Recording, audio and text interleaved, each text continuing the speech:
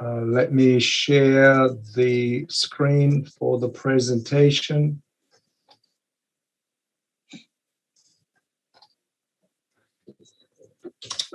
So thank you very much for giving me the opportunity to discuss the rationale for hemoperfusion in poisoning and drug overdose. Hemoperfusion in many ways is an attractive therapy for severe intoxication and poisoning. There are several reasons for that. Most poisons are small in molecular weight and water soluble. Some, however, are protein bound, making it difficult for their removal by dialytic or CRT techniques. Some are lipophilic, which makes it impossible to remove them by dialysis. So if they are small and if they're water soluble, they can be removed by dialytic or hemofiltration therapies. But if they're protein bound or they're lipophilic, they cannot be. And hemoperfusion, on the other hand, is able to remove all of the above molecules and can be easily added to CRT type techniques to maximize the removal of water-soluble poisons and toxins. We have recently in the world literature reviewed the characteristics and principles of this kind of technology, which is now being applied worldwide. When it comes to poisoning and the use of hemoperfusion, the West has only limited data because poisoning with paraquat or poisoning with organophosphate is very uncommon in the Western world. So for a drug or a poison like paraquat, a lot of the evidence comes from China or Taiwan. This is a study that was published by the Chinese investigators at Shanghai 10th People's Hospital. And the purpose of this study was to look at the combined use of veno-venous hemofiltration and hemoperfusion together. This is a study that combined these two interventions and compared the use of continuous veno-venous hemofiltration together with hemoperfusion versus conventional therapy in a group of about 50 patients on each side. The circuit of combining hemoperfusion and continuous hemodialysis or hemofiltration is very simple and can be easily set up for all machines. This group of patients in the two types of interventions were very similar in terms of baseline characteristic and a very young population of 30 years of age or so. The paraquat concentration was similar. The estimated paraquat amount taken was very similar, and the time from ingestion to presentation was also similar. Again, at baseline, the characteristics of serum creatinine and injury to the liver and the lung and hypoxia were all very similar. However, in these two groups of patients that were similar, those that were treated with a combination of veno-venous hemofiltration and hemoperfusion appeared to have a better outcome at 10 days, 28 days, and 90 days. There were also clear differences in terms of the physiological changes taking places for organ failure. When one did a Kaplan-Meier time to event or survival plot, the group that was treated with extracorporeal blood purification clearly had a better outcome. And when Cox proportional hazard models were applied to see if there was an independent relationship between the intervention with hemoperfusion and hemofiltration, there was a clear independent association with this intervention and better outcome. More data from China in a multi-center retrospective study was presented in Blood Purification. This is a multi-center retrospective study which looked at patients that were treated in different ways. The conservative treatment plus hemoperfusion, or conservative treatment without blood purification, or conservative treatment with hemoperfusion and hemofiltration, respectively. These are the three groups that were compared. And again, the important aspect of this slide is that the baseline characteristics of these three groups were similar. However, when one looked at the changes in paraquat blood levels, despite similar levels of baseline, there was a clear difference in favor of intervention with a decreased blood level at 24 and 48 hours if hemoperfusion was used, and an even greater reduction in blood levels at 24 hours if hemoperfusion was combined with continuous veno-venous hemofiltration. This is now the Kaplan-Meier survival curve, clearly showing a separation between conservative treatment compared to blood purification, either by hemoperfusion alone or by the combination of hemoperfusion and continuous veno-venous hemofiltration. So these studies suggest that combining the CRT techniques with hemoperfusion may be a useful strategy. We know the paraquat is rapidly absorbed and distributed to tissues. We know it is excreted in the urine, but it has a very large volume of distribution, and its elimination is very slow. Very often, in patients that have paraquat poisoning, there is renal functional loss. So the removal of paraquat by the kidney is impaired, even if there might be some urinary output. Even a small loss of renal function signifies a much higher concentration of paraquat in plasma. We have data from the Chinese studies that combining CRT with hemoperfusion can increase the removal of paraquat and compensate for renal dysfunction, and therefore be a very effective technique. We know paraquat has a low molecular weight of about 290 of molecular weight. We know that some of it is protein bound. And so plasma levels, when there is intervention, can be made to decrease rapidly. If you are operating with a hemoperfusion cartridge alone, and the hemoperfusion cartridge develops clotting, then there is a rapid removal of the efficacy of the treatment of paraquat poisoning. And there may be a rebound in the blood levels. And so if that was the situation, immediately changing to a new cartridge would appear logical and important. The addition of continuous renal replacement therapy is beneficial, not only because it substitutes for loss of kidney function, but it allows constant removal of the paraquat and allows equilibration of cellular concentration and compartment of distribution into plasma, and then removal by CRT and hemoperfusion. And so on the one hand, you can remove the free paraquat with CRT, and on the other hand, any protein bound can be removed by hemoperfusion. So from a pharmaceutical or pharmacokinetic point of view, the combination of these two techniques is synergistic. When should we start this kind of intervention?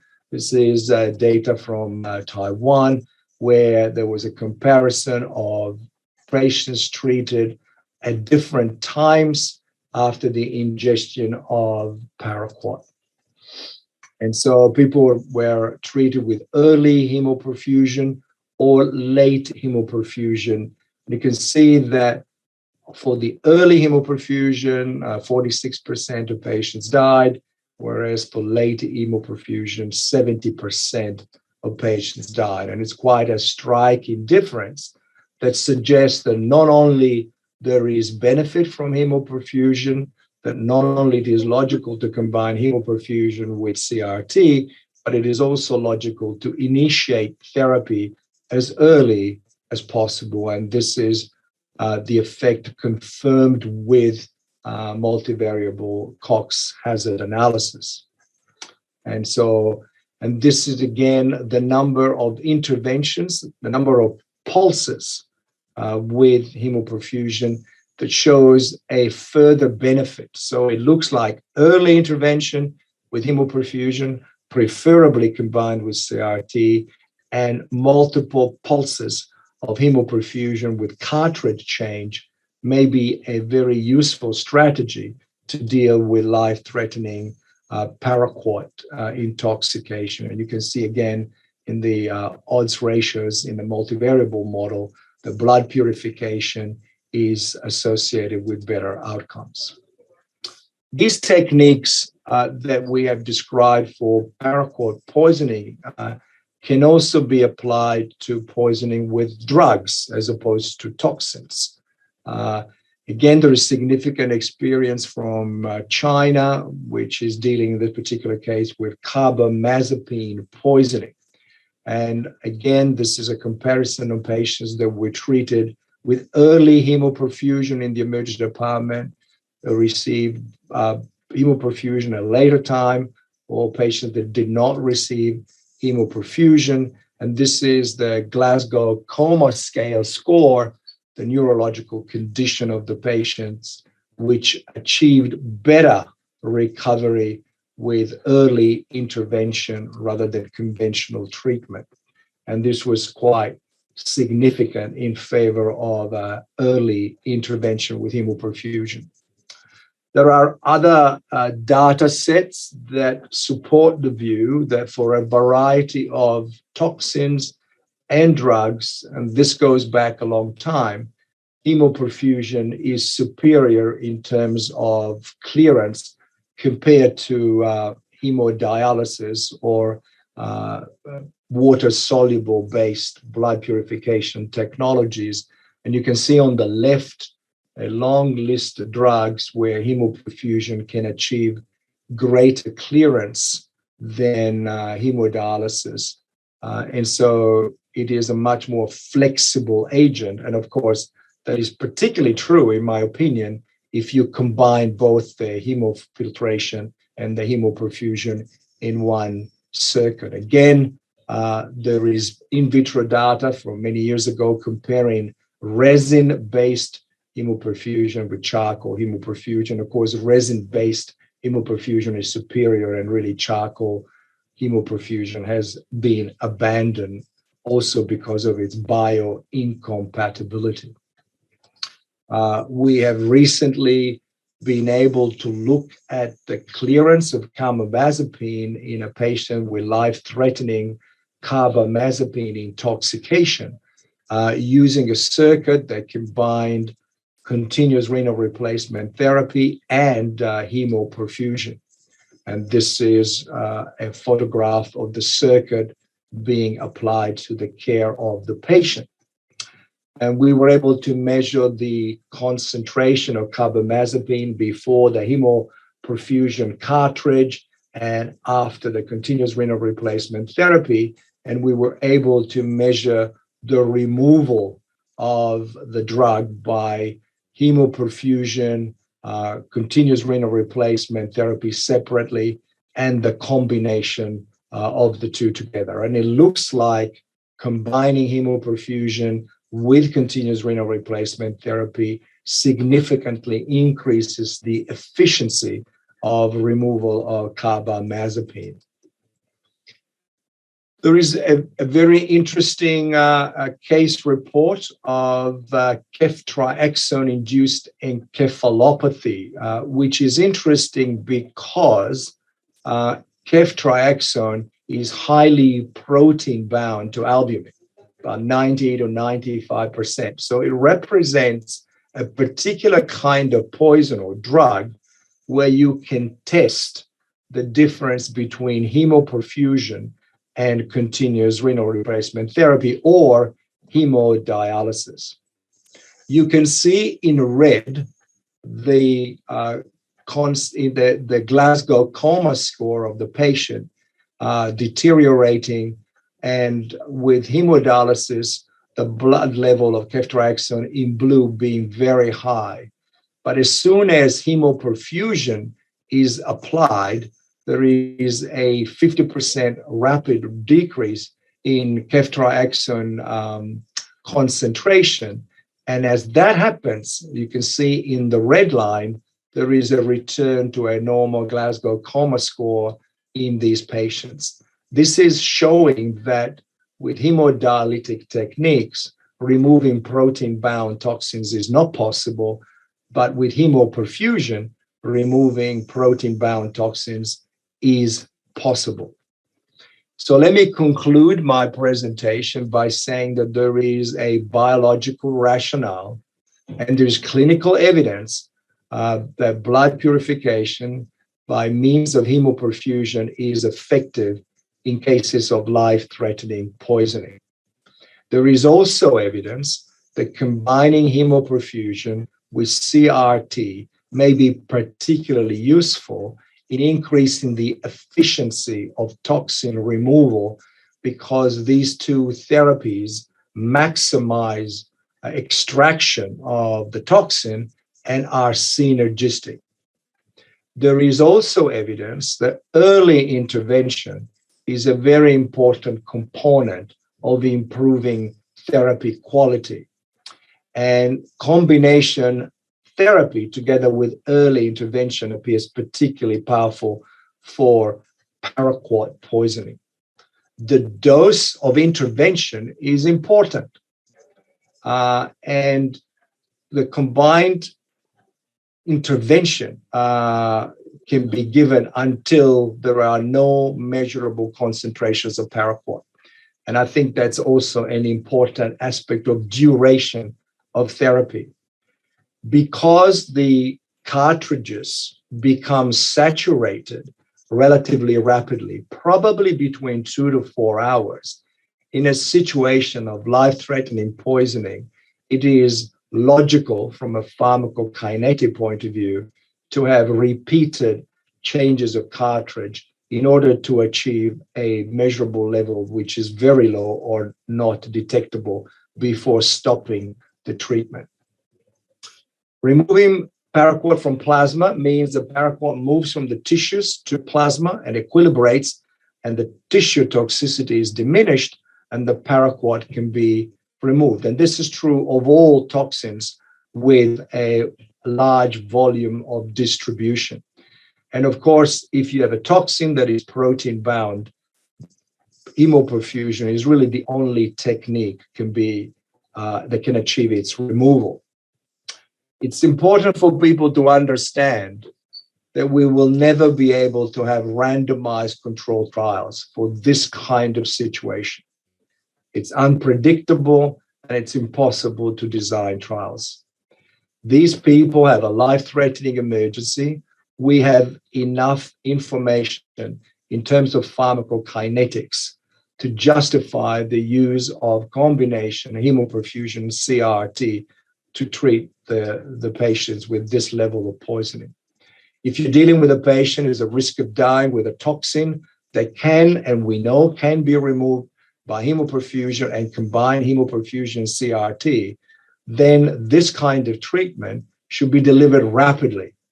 It may be life-saving, as many case series have shown.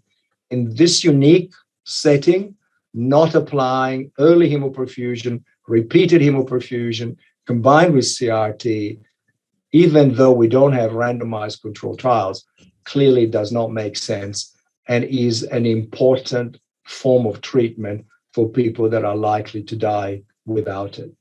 Thank you very much for your attention.